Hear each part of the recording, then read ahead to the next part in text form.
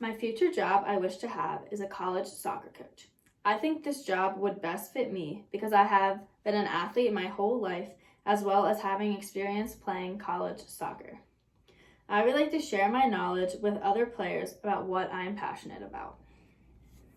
Some job duties that a college soccer coach needs are oversee and organize NCAA intercollegiate women's sport program, recruitment and retention of quality student athlete through NCAA approved contact, be effective in game coaching, practice structure, game day operations, scheduling, travel supervision, and budget control, as well as campus, community, and media relations.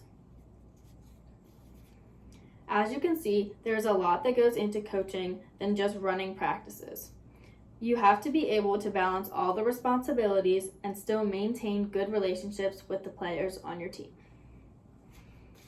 Some job requirements include a bachelor's degree, which is required, but a master's degree is preferred, at least 3 years of coaching experience in college soccer athletics. You must also graduate college with at least a 2.7 GPA.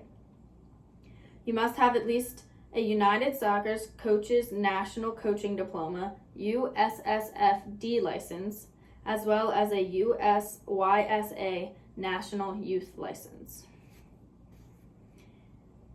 Lastly, internships and experience are the most important part when getting a job. The more experience you have, the more likely you will be hired for the job. So get as many internships as you can. The hiring process. The hiring process starts off with a checklist and a timeline, then a job description review, and then the advertisement for the job opening. Then the review of diversity of candidate pool, then the review of application, discussion of candidates' evaluations, and after this, they select the top 10. After they select the top 10, they select the top 5 and do background checks. After background checks, invitations for interviews are sent out. After the invitations are sent out, the arrangement for the interviews are talked about. Then the actual interview occurs. After the actual interview, the search committee re-interviews the interview. Now you do a written evaluation of the interview. Then the notification of selection goes out, and they notify the other candidates that are not hired. There is a long hiring process because the person hiring wants to make sure they pick the best candidate for the job and who will make the team more successful. Compensation. Each coach gets paid differently.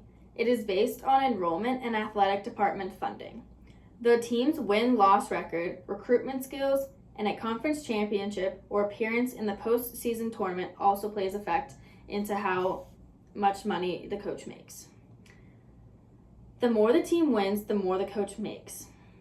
And the average pay is around $35,184, but may go up and down depending on how well the team does that season. Some short-term and long-term goals for myself are needing to take the necessary courses for a sport management major and graduate with at least a 2.7 GPA. My future goals will include applying for internships, get a master's degree, and get the necessary coaching licenses I talked about earlier. Finally, I will look for a head coaching position and apply for the job. In conclusion, becoming a college soccer coach takes a lot of organization and multitasking. There's a lot more that goes into this job than people think. If you have the skills needed for the job and are passionate about it, this would be the right job for you. Thank you.